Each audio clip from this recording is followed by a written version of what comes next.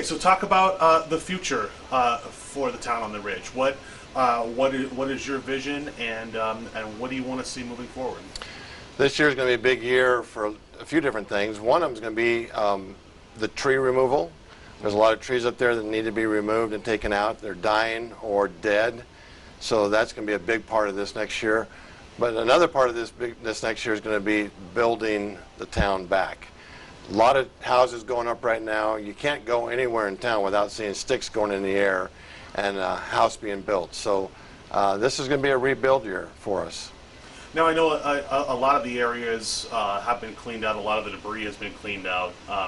But for the folks or businesses who are using private contractors to clean some of that debris out, I know that hasn't been done yet.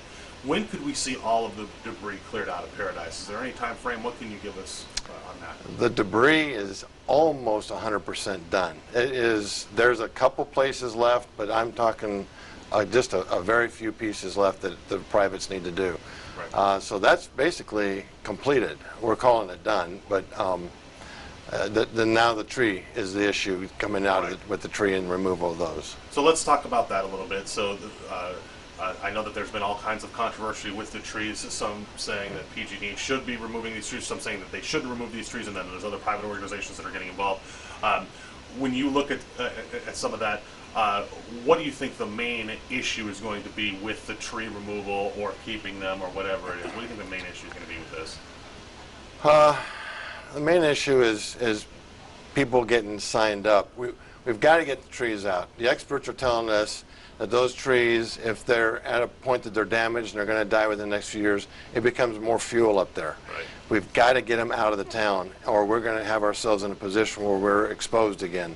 So those have got to go, and it's just going to be getting people to sign up and get things moving. They can go private. They don't have to go with the state.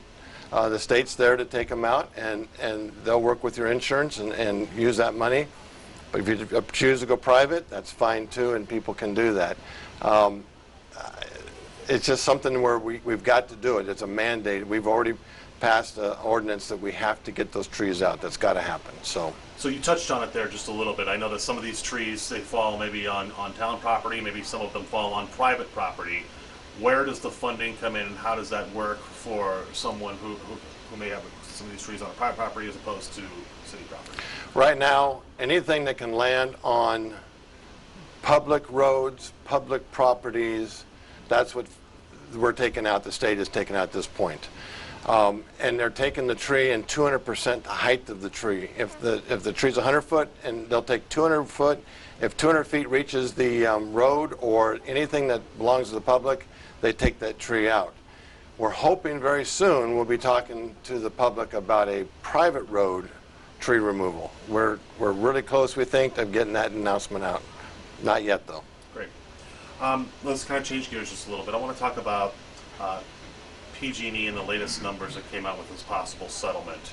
That includes the Camp Fire, but it also includes a lot of other fires over the past 3 years. So it's not just specifically the Camp Fire, and it looks like that money's going to be divvied up. Not just for the people on the ridge, but for people in the Bay Area, for people of other fires elsewhere. I guess my question is, do you think that's fair on PG&E's part to lump the folks of Paradise in with these other fires from the past 3 years? And do you think it's going to be enough money for the folks up there on the ridge?